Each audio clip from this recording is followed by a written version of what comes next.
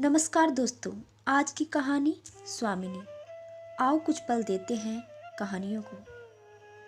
शिवदास ने भंडारे की कुंजी अपनी बहू रामप्यारी के सामने फेंककर अपनी बूढ़ी आंखों में आंसू भरकर कहा, बहू, आज से गृहस्थी की देखभाल तुम्हारे ऊपर है।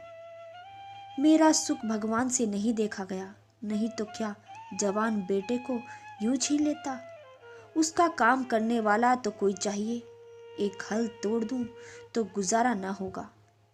मेरे ही कुकर्म से भगवान का यह कोप आया है और मैं ही अपने माथे पर उसे लूंगा। बिरजू का हल अब मैं ही संभालूंगा। अब घर देख रेख करने वाला, धरने उठाने वाला तुम्हारे सिवा दूसरा कौन है। रो मत बेटा, भगवान की जो इच्छा थी वह हुआ और जो इच्छा होगी वह होगा। हमारा तुम्हारा यह बस है। मेरे जीते जी तुम्हें कोई टेढ़ी आंख से देख नहीं सकेगा। तुम किसी बात का सोच मत करना। बिरजू गया तो अभी बैठा ही हुआ। रामप्यारी और रामदुलारी दो सगी बहनें थी। दोनों का विवाह मथुरा और बिरजू दो सगे भाइयों से हुआ। दोनों बहनें नहर की तरह ससुराल में भी प्रेम और आनंद से रहने वाली।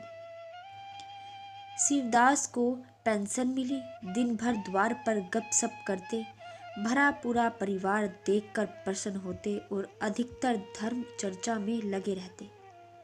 लेकिन देव गति से बड़ा लड़का बिरजू बीमार पड़ गया और आज उसे मरे हुए 15 दिन बीत गए। आज क्रियाकर से फुर्सत मिली और शिवदास ने सच्चे कर्मवीर की भांति फिर जीवन संग्राम के लिए कमर कस ली।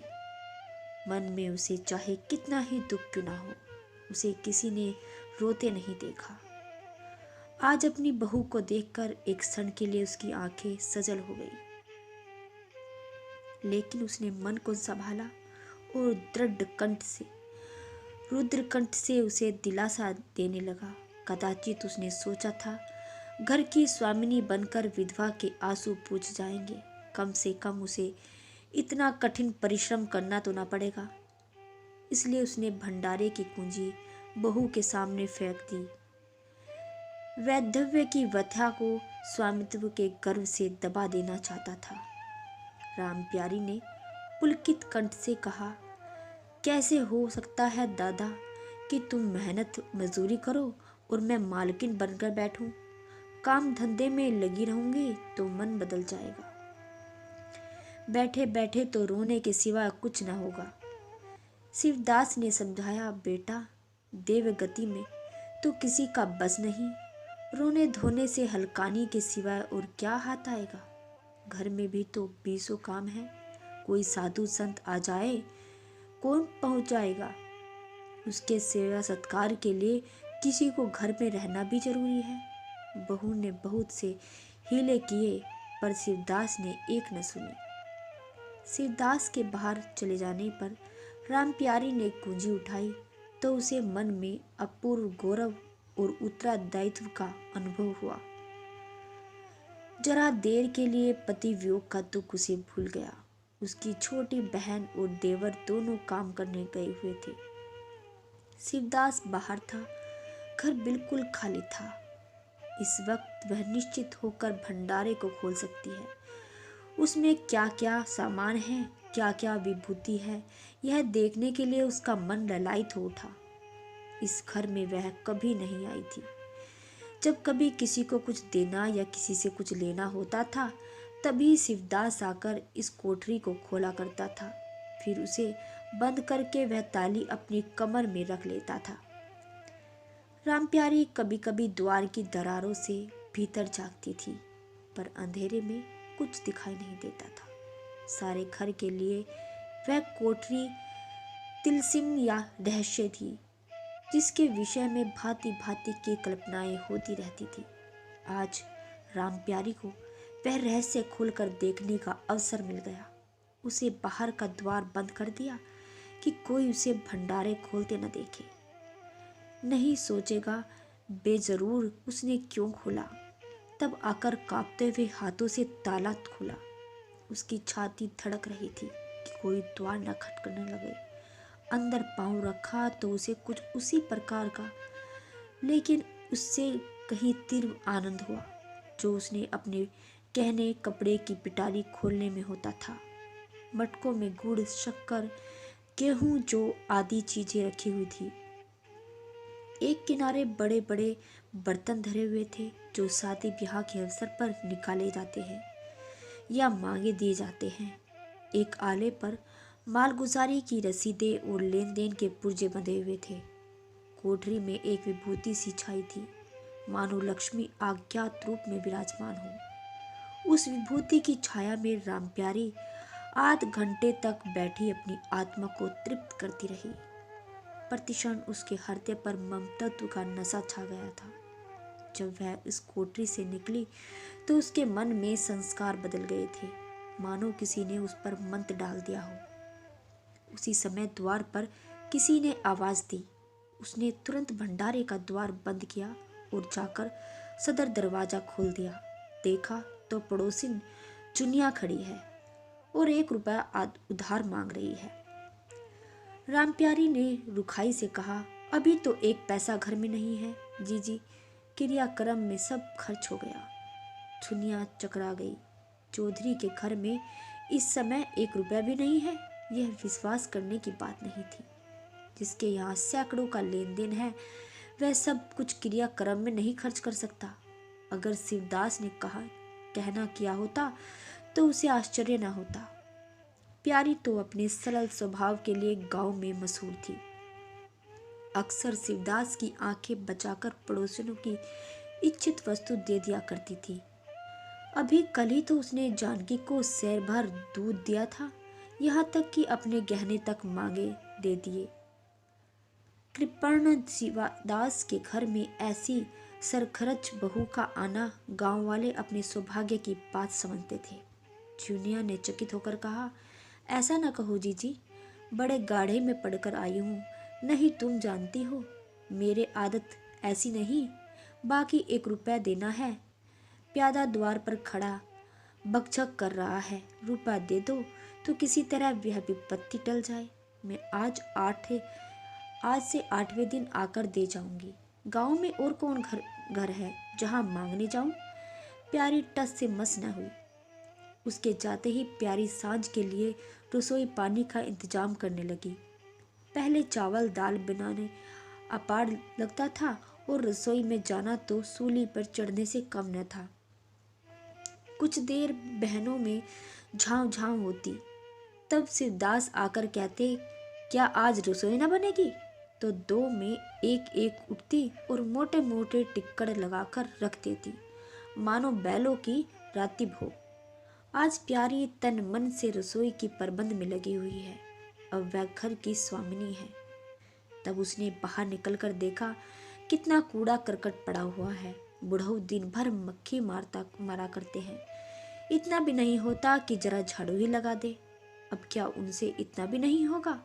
द्वार चिकना होना चाहिए कि देखकर आदमी का मन प्रसन्न हो जाए, यह नहीं कि उबकाई आने लगे। अभी कह दूं तो तिनक उठेंगे। अच्छा, मुन्नी नींद से अलग क्यों खड़ी है? उसने मुन्नी के पास जाकर नाद में झांका, दुर्गंध आ रही थी।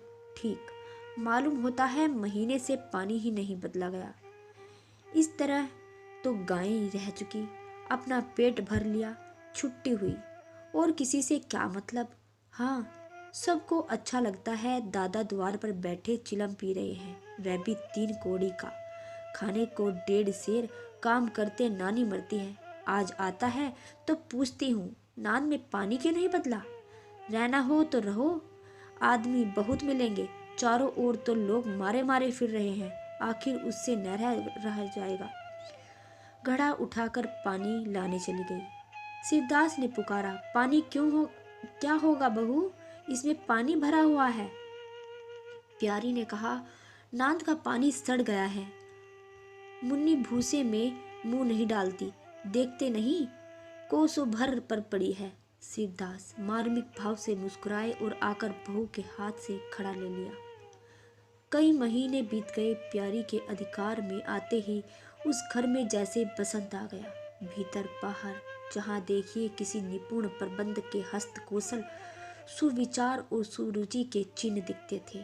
प्यारी ने ग्रह यंत्र की ऐसी चाबी कस दी थी कि सभी पुर्जे ठीक ठाक चलने लगे थे। भोजन पहले से अच्छा मिलता और समय पर मिलता, दूध ज्यादा होता, घी ज्यादा होता, और काम क्या ज्यादा होता। प्यारी न खुद विश्राम लेती थी न दूसरों को विश्राम लेने देती थी। घर में ऐसी बरकत आई कि जो चीजें मांगी घर में ही मिल गई। आदमी से लेकर जानवर तक सभी स्वस्थ दिखाई दे रहे थे। अब वह पहले सी दशा नहीं थी। कोई चीथड़े लपेटे हुए घूम नहीं रहा था, किसी को गहने की धुन सवार है। हाँ, अगर कोई रुग्ण और चिंतित और मलिन वेश में है तो वह प्यारी है। फिर भी सारा घर उससे जलता है। यहाँ तक कि बूढ़े शिवदास भी कभी कभी बदगोई करते हैं। किसी को पहर रात रहे उठना अच्छा नहीं लगता, मेहनत से सभी जी चुराते हैं। फिर भी यह सब मानते हैं कि प्यारी न हो तो घर का काम न चले। और तो और दोनों बहनों में भी अब उतना अपनापन नहीं। प्रातःकाल का समय था। दुलारी ने हाथों के कड़े लाकर प्यारी के सामने पटक दिए और पुन्नाते हुए बोली, लेकर उसे भी भंडार में बंद कर दो। प्यारी ने कड़े उठा लिए और कोमल स्वभाव से कहा, कह तो दिया, हाथ में रुपए आने दो, बनवा दूंगी। अभी ऐसा घिस नहीं गया कि आज ही उतार कर फेंक दो। दुलारी लड़ने को तैयार हो गई थी। बोली, तेरे हाथों में काहे को कभी रुपए आएंगे, काहे को कड़े बनेंगे, जोड़ तोड़ रखने में मजा आता है ना। प्यारी ने हंसकर कहा, जोड़ तोड़ रखती हूँ तो तेरे लिए कि मेरी कोई और बैठी हुई है कि जो मैं उससे सबसे ज्यादा खाने और पहनने को दूंगी। मेरा अंत कब टूट जाए कुछ पता है। दुलारी, तुम न खाओ न पहनो, जस तो पाती हो। यह खाने पहनने के सिवाय और क्या है। मैं तुम्हारा हिसाब किताब नहीं जानती। मेरे कड़े आज बनने को भेज दो। प्यारी ने सरल विनोद भाव से पूछा, रुपए न हो तो कहाँ से लाऊं। दुलारी ने उद्दंडता के साथ कहा, मुझे इससे कोई मतलब नहीं, मैं तो कड़े चाहती हूँ। इसी तरह घर के सब आदमी अपने अपने अवसर पर प्यारी को दो चार खोटी खड़ी सुना देते थे और गरीब सबकी धोस सहकर रह जाती। स्वामिनी का यह धर्म है कि सबकी धोस सुन ले और करे वही जिसे घर का कल्याण हो। स्वामिनी कवच पर धोस, ताने धमकी किसी का असर नहीं होता। उसकी स्वामिनी की कल्पना इन आघातों से और भी स्वस्थ होती थी। वह गृहस्थी की संचालिका है। सभी अपने अपने दुख उसी के सामने रोते हैं, पर जो कुछ वह करती है वही होता है। इतना उसे प्रसन्नता करने के लिए काफी है। गांव में प्यारी की सराहना होती है। अभी उम्र ही क्या है, लेकिन सारे घर को संभाले हुए हैं। चाहती तो सगाई करके चैन से रहती, इस घर के पीछे अपने को मिटा ना देती। कभी किसी से हंसती बोलती भी नहीं, जैसे काया पलट हो गई। कई दिन बाद दुलारी के कड़े बनकर आ गए। प्यारी खुद सुनार के घर दौड़ दौड़ कर गई और संध्या हो गई थी। दुलारी और मथुरा हाट से लौटे थे। प्यारी ने नए कड़े दुलारी को दिए। दुलारी निहाल हो गई, चटपट कड़े पहने और दौड़ती हुई बरोटे में जाकर मथुरा को दिखाने लगी। प्यारी बरोटे के द्वार पर छिपी खड़ी यह दृश्य देखने लगी। उसकी आंखें सजल हो गई। दुलारी उससे कुल 3 ही साल तो छोटी है, पर दोनों में इतना अंतर है कि उसकी आंखें मानो उस दृश्य पर जम गई। दंपत्ति का वह सरल आनंद, उनका प्रेमलिंगन, उसकी मुग्ध मुद्रा प्यारी की टकटकी सी बंध गई। यहाँ तक तो दीपक के धुंधले प्रकाश में वे दोनों ही उसके नजरों से गायब हो गए और अपने ही अतीत जीवन की एक लीला आंखों के सामने बार बार नए रूप में आने लगी। सहसा शिवदास ने पुकारा, बड़ी बहू, एक पैसा दो, तंबाकू मंगवाऊं। प्यारी की समाधि टूट गई। आंसू पोंछते हुए भंडारे में पैसा लेने चली गई। एकाएक करके प्यारी के गहने उसके हाथ से निकलते जाते थे। वह चाहती थी कि मेरा घर गांव में सबसे संपन्न समझा जाए और इस महत्वाकांक्षा का मूल्य देना ही पड़ता था।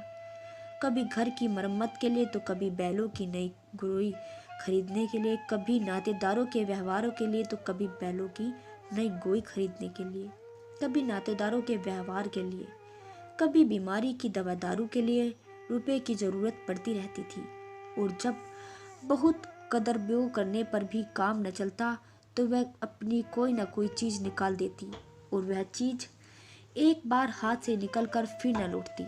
वह चाहती तो उनसे कितने ही खर्चों को टाल जाता, पर जहाँ इज्जत की बात पड़ती वह दिल खोल कर खर्चा करती। अगर गांव में हेटी हो गई तो क्या बात रही, लोग इसी का नाम तो धरेंगे। दुलारी के पास भी गहने थे, दो एक चीजें मथुरा के पास भी थी, लेकिन प्यारी उसकी चीजें न छूती। उसके खाने पहनने के दिन है, वे इस जंजाल में क्यों फंसे।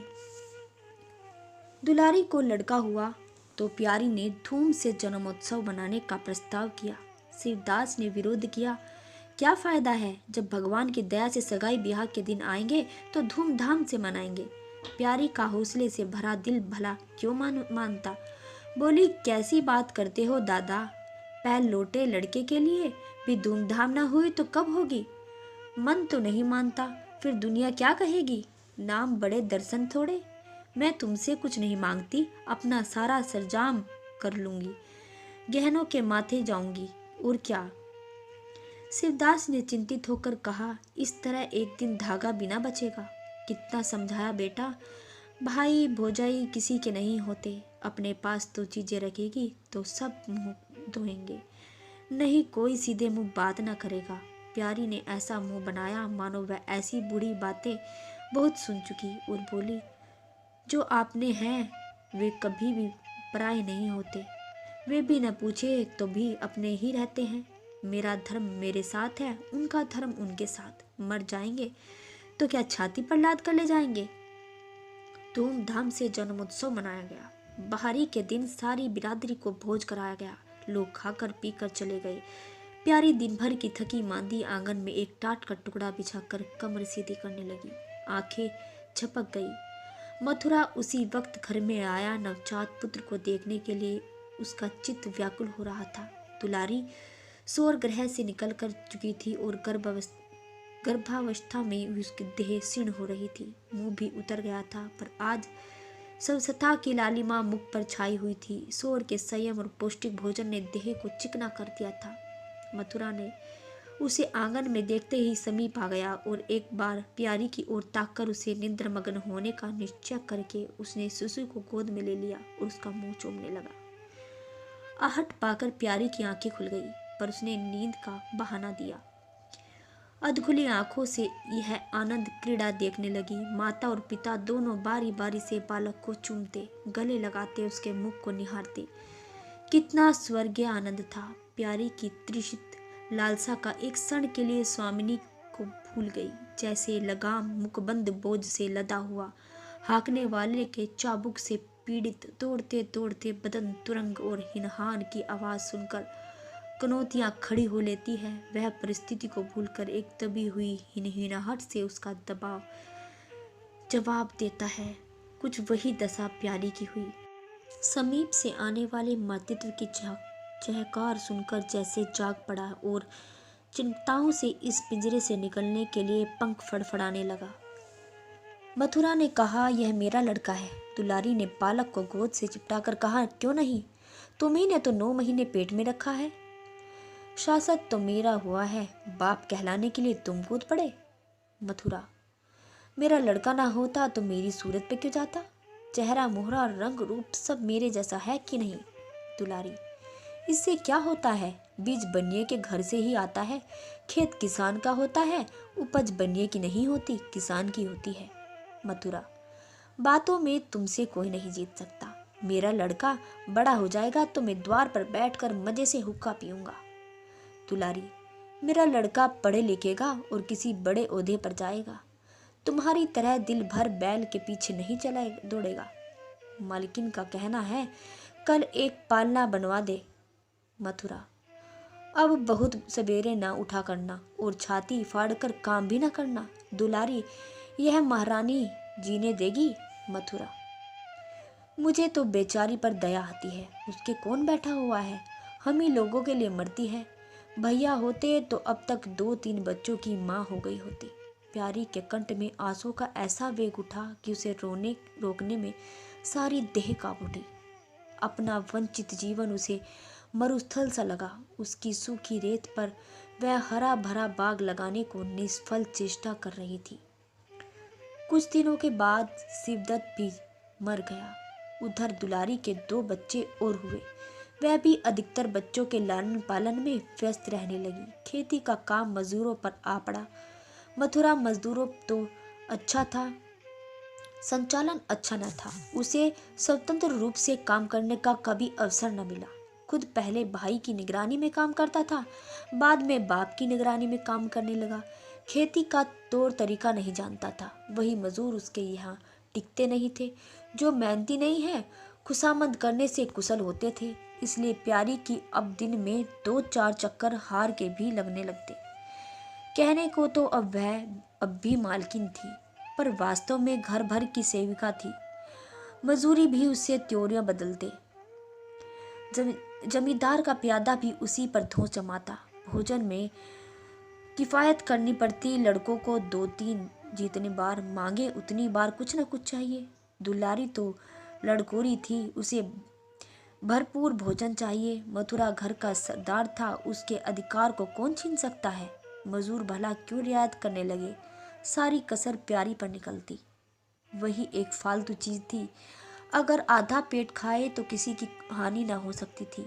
30 वर्ष की अवस्था में उसके बाल पक गए, कमर झुक गई, आंखों की जोत कम हो गई, मगर वह प्रसन्न थी। स्वामित्व का गौरव उन सारे जख्मों पर मरहम का काम करता था। एक दिन मथुरा ने कहा, भाभी अब तो कहीं परदेश जाने को जी चाहता है। यहाँ तो कमाई से बरकत नहीं होती। किसी तरह पेट की रोटी चल जाती है, पर वह भी रोध होकर। कई आदमी पूरब से आए, वे कहते हैं वहाँ 2-3 रुपए रोज की मजदूरी मिल जाती है। 4-5 साल भी रह गया तो माला माल हो जाएंगे। अब आगे लड़के वाले हुए, उसके लिए भी तो कुछ करना चाहिए। दुलारी ने समर्थन किया। हाथ में 4 पैसे होंगे, लड़कों को पढ़ाएंगे लिखाएंगे। हमारे तो किसी तरह कट गई, लड़कों को तो आदमी बनाना है ना। प्यारी की यह प्रस्ताव सुनकर अवाक्य रह गई। उसका मुंह ताकने लगी और उसके पहले इस तरह की बातचीत कभी ना हुई थी। यह धुन का सेठ सवार हो गई। उसे संदेह हुआ, शायद मेरे कारण यह भावना उत्पन्न हुई होगी। बोली, मैं तो जाने को नहीं कहूंगी, आगे जैसी इच्छा हो। लड़के को पढ़ाने लिखाने के लिए यह भी तो मदरसा है। फिर क्या नित्य यही दिन बने रहेंगे। 2-3 साल भी खेती बन गई तो सब कुछ बदल जाएगा। मथुरा, इतने दिन खेती करते हो गए, जब अब तक नहीं बनी तो अब क्या बनेगी। इस तरह एक दिन चल देंगे, मन ही मन में रह जाएगा। फिर अब पौरुख भी तो थक रहे हैं। यह खेती कौन संभालेगा। लड़कों को मैं चक्की में जोत कर उनकी जिंदगी खराब नहीं करना चाहता। प्यारी ने आंखों में आंसू लाकर कहा, भैया घर पर जब तक आधी मिले सारी के लिए न धावना चाहिए। अगर मेरी ओर से कोई बात हो तो अपना घर बार अपने हाथ में कर लो। मुझे एक टुकड़ा दे देना, पड़ी रहूंगी। मथुरा आद्र कंठ होकर बोला, भाभी यह तुम क्या कहती हो। तुम्हारे संभाले यह घर संभल रहा है, नहीं तो रसातल में चला गया होता। यह गृहस्थी के पीछे तुमने अपनी मिट्टी मिला दी है, अपनी देह घोल डाली। मैं अंधा नहीं हूँ, सब कुछ समझता हूँ। हम लोगों को जाने दो, भगवान ने चाहा तो घर फिर संभल जाएगा। तुम्हारे लिए हम बराबर खर्च बर्च भेजते रहेंगे। प्यारी ने कहा, ऐसा ही है तो तुम चले जाओ, बाल बच्चों को कहाँ कहाँ बांधे फिरोगे। दुलारी बोली, यह कैसी हो सकता है बहन। यह देहात के लड़के पढ़े लिखे बच्चों के बिना उनका भी जी चाहता है, वह ना लड़ेंगे। दौड़ दाड़ कर घर आएंगे, सारी कमाई रेल खा जाएगी। पर देश में अकेले कितना खर्चा होगा, उतने में सारा घर आराम से रहेगा। प्यारी बोली, तो मैं ही यहाँ पर रहकर क्या करूँगी, मुझे भी लेते चलो। दुलारी उसे साथ ले चलने को तैयार न था। कुछ दिन का आनंद उठाना चाहती थी। अगर प्रदेश में भी यह बंधन रहा तो जाने से फायदा ही क्या। बोली, बहन तुम चलती तो क्या बात थी, लेकिन फिर क्या, यहाँ कारोबार ही चौपट हो जाएगा। तुम तो कुछ न कुछ देखभाल करती ही रहोगी। प्रस्थान की तिथि एक दिन पहले ही रामप्यारी ने रात भर जागकर हलवा और पूरियां पकाई। तब से इस घर में आई, कभी एक दिन के लिए अकेले रहने का अवसर नहीं आया। दोनों बहनें सदा साथ रहती। आज उस भयंकर अवसर को सामने आते देखकर प्यारी का दिल बैठा जा रहा था। वह देखती थी मथुरा प्रसन्न है, बाल वृंद यात्रा के आनंद में खाना पीना तक भूल गया है। तो उसके जी में आता कि वह भी उसी भांति निद्युद्ध रहे और मोह ममता के पैरों से कुचल डाले। किंतु वह ममता जिस खाद को खा खा कर पली है, उसे अपने सामने से हटाए जाते देखकर शुद्ध होने से न रुकती। दुलारी तो इस तरह निश्चिल होकर बैठी थी मानो कोई मेला देखने जा रहा है। नई नई चीजों को देखने, नई नई दुनिया में विचलन की उत्सुकता ने क्रिया शून्य सा कर दिया। प्यारी के सिरे सारे प्रबंध का भार था। धोबी के घर से सब कपड़े आए या नहीं, कौन कौन से बर्तन साथ जाएंगे, सफर खर्च के लिए कितने रुपए की जरूरत है, एक बच्चे को खांसी आ रही है तो दूसरे को कई दिन से दस्त आ रहे हैं, इन दोनों की औषधि को पीसना कूटना आदि सैकड़ों काम से मैं व्यस्त थी। लड़कोरी न होकर भी वह बच्चों के लालन पोषण में दुलारी से कुशल थी। देखो, बच्चों को बहुत मारना पीटना मत, मारने से बच्चे जिद्दी और बेहया हो जाते हैं। बच्चों के साथ आदमी को बच्चा बन जाना पड़ता है। जो तुम चाहो हम आराम से पड़े रहेंगे। बच्चे चुपचाप बैठे रहे और हाथ पैर ना हिलाए तो यह हो ही नहीं सकता। बच्चे तो स्वभाव के चंचल होते हैं, उन्हें किसी न किसी काम में फंसाए रखो। धेले का खिलौना हजार गुड़ियों से बढ़कर होता है। दुलारी ने उन उपदेशों को इस तरह बेमन होकर सुनती है मानो कोई सनकदार बक रही हो। विदाई का दिन प्यारी के लिए परीक्षा का दिन था। उसके जी में आता कहीं चली जाए, उसके वह दृश्य देखना न पड़े। हाँ, घड़ी भर यह घर सूना हो जाएगा। वह दिन भर घर में अकेली पड़ी रहेगी, किससे हंसेगी बोलेगी, यह सोचकर उसका हृदय कांप जाता। जो समय निकल आता उसकी वृत्तांत स्थली होती जाती। वह कोई काम करते करते जैसे खो जाती और अपलक नेत्रों से किसी वस्तु को ताकने लगती। कभी अवसर पाकर एकांत में जाकर थोड़ा सा रो आती। मन को समझा रही थी कि वह लोग अपने ही होते तो क्या इस तरह छोड़कर चले जाते। यह तो मानने का नाता है, किसी का कोई जबरदस्ती थोड़ी ही है। दूसरों के लिए कितने ही मरो तो भी वह अपने नहीं होते। पानी तेल में कितना ही मिले फिर भी अलग ही रहेगा। बच्चे नए नए कुर्ते पहने नवाब बने घूम रहे थे। प्यारी उन्हें प्यार करने के लिए गोद लेना चाहती तो रोने का सा मुंह बनाकर छुटकर भाग जाते। वह क्या जानते थे कि ऐसा अवसर पर बहुधा अपने बच्चों भी निष्ठुर हो जाते हैं। 10 बजते बजते द्वार पर बैलगाड़ी आ गई। लड़के पहले से ही उस पर जा बैठे। गांव के कितने स्त्री पुरुष मिलने आए। प्यारी को उस समय उसका आना बुरा लग रहा था। वह दुलारी से थोड़ी देर एकांत गले मिलकर रोने चाहती थी। मथुरा से हाथ जोड़कर कहना चाहती थी कि मेरा खोज खबर लेते रहना, तुम्हारे सिवा मेरा संसार में कोई नहीं। लेकिन इस भंभड़ में उसको इन बातों का मौका न मिला। मथुरा और दुलारी दोनों गाड़ी में जा बैठे और प्यारी द्वार पर रोती रही। वह इतनी विहल थी कि गांव के बाहर तक पहुंचने के लिए भी उसे सुध न हुई। कई दिन तक प्यारी मूर्छित पड़ी रही। न घर से निकली, न चूल्हा जलाया, न हाथ मुंह धोया। उसका हलवाहा जोखू बार बार आकर कहता, मालकिन उठो, मुंह हाथ धो लो, कुछ खा पियो। कब तक इस तरह पड़ी रहोगी। इस तरह की तसल्ली गांव की और स्त्रियां भी देती थी, पर उसकी तसल्ली में एक प्रकार की ईर्ष्या का भाव छिपा हुआ जान पड़ता। जोखू के स्वर में सच्ची सहानुभूति झलकती थी। जोखू कामचोर, बातूनी और नशेबाज था। प्यारी उसे बराबर डांटती रहती थी। 2-1 बार उसे निकाल भी चुकी थी, पर मथुरा के आग्रह से फिर रख लिया जाता था। आज भी जोखू की सहानुभूति भरी बातें सुनकर प्यारी झुलझुलाती, यह काम करने क्यों नहीं जाता, यहाँ मेरे पीछे क्यों पड़ा हुआ है। मगर उसे झिड़क देने को जी नहीं चाहता था। उसे उस समय सहानुभूति की भूख थी। फल कांटेदार वृक्ष से भी मिले तो क्या उन्हें छोड़ दिया जाता है। धीरे धीरे सब का वेग कम हुआ। जीवन में व्यापार होने लगा। अब खेती का सारा भार प्यारी पर था। लोगों ने सलाह दी, एक हल तोड़ दो और खेतों को उठा दो, पर प्यारी का गर्व यो ढोल बजाकर अपनी पराजय स्वीकार करना न था। सारे काम पूर्ववत चलने लगे। उधर मथुरा से चिट्ठी पत्री न भेजने से उसके अभिमान को भी उत्तेजना मिली। वह समझता है कि मैं उसके आश्रय बैठी हूँ, उसकी चिट्ठी भेजने से मुझे कोई निधि न मिल जाती।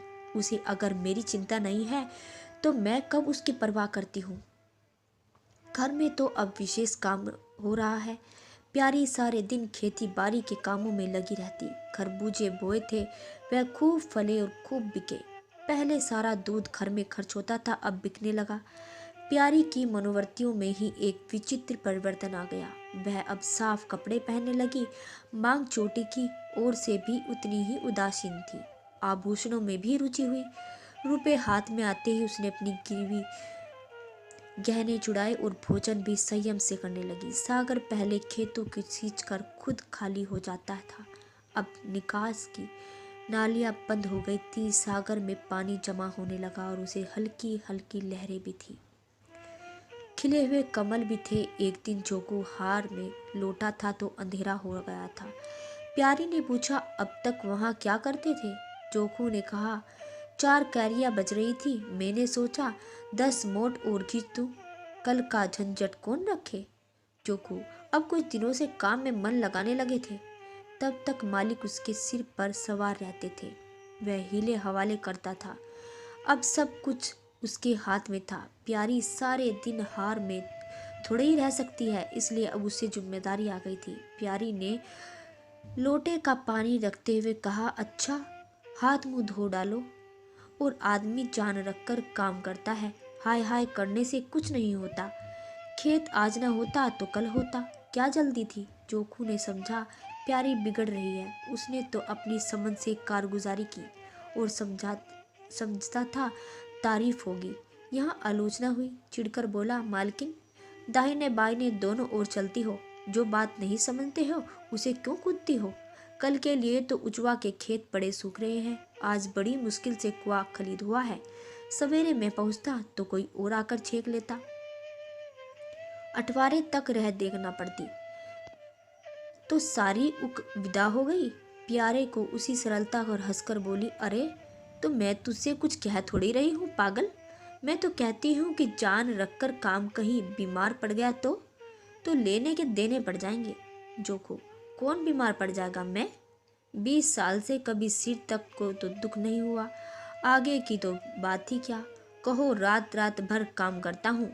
प्यारी, मैं क्या जानूं, तुम्हें अंतरे दिन में बैठे रहते हो और पूछा जाता था तो कहते थे जुआ आ गया था, पेट में दर्द था, ज्वर आ गया था, पेट में दर्द था। जोखू झेपता हुआ बोला, वह बातें जब थी जब मालिक लोग चाहते थे कि उसे पीस डाले। अब तो जानता हूँ मेरे ही माथे है, मैं ना करूँगा तो सब चौपट हो जाएगा। प्यारी, मैं क्या देखभाल नहीं सकती? जोकू, तुम बहुत करोगी, 2 बैल चली जाओगी, सारा दिन तुम वहां बैठी थोड़ी रह सकती हो। प्यारी उसके निष्कपट व्यवहार ने मुग्ध कर दिया। बोली, तो इतनी रात गए चूल्हा जलाओगे, कोई सगाई क्यों नहीं कर लेते? जोखू ने मुंह धोते हुए कहा, तुम भी खूब कहती हो मालकिन, अपने पेट भर को तो होता नहीं, सगाई कर लूं, 1.25 सेर खाता हूँ, 1 जून पूरा 1.25 सेर, दोनों जून के 2 सेर चाहिए। प्यारी, अच्छा आज मेरी रसोई में खाओ, देखूं कितना खाते हो।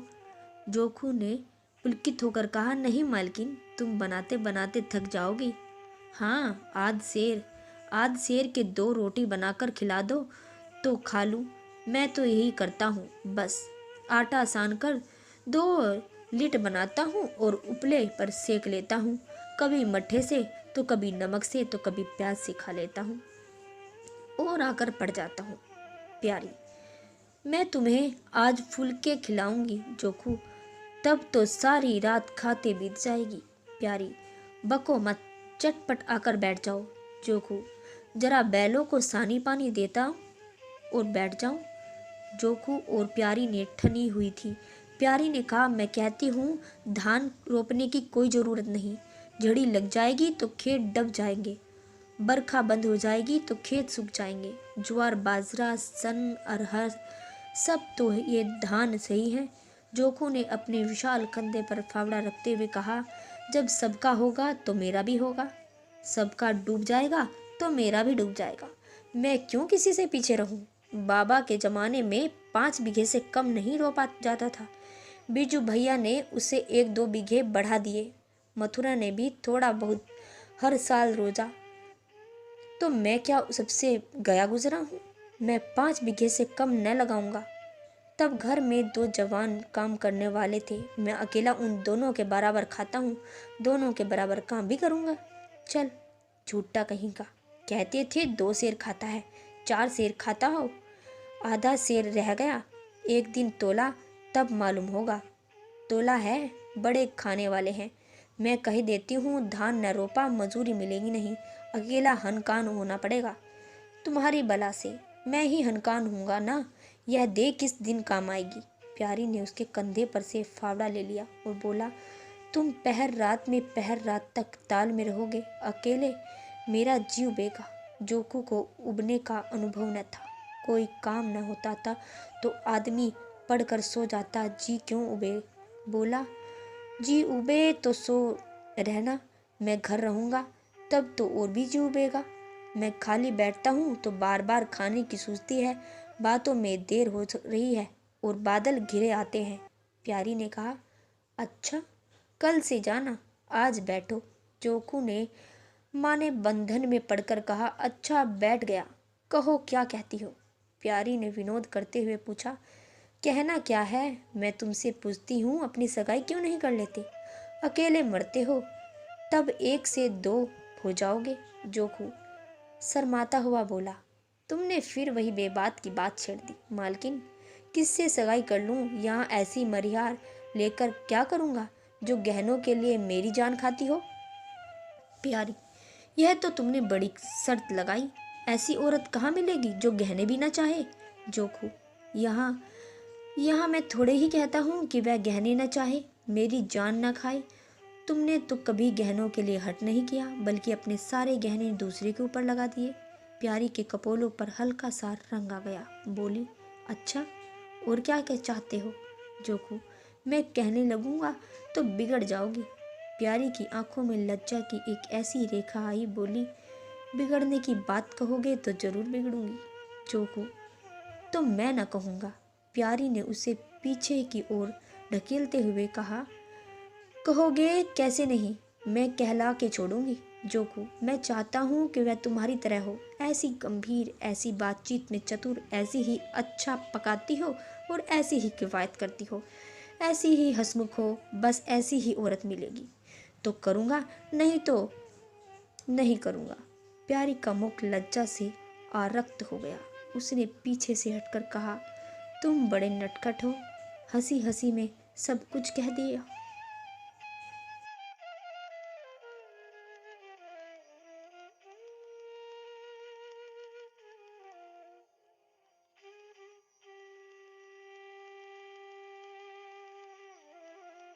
आप सुन रहे थे मुंशी प्रेमचंद जी की कहानी स्वामिनी।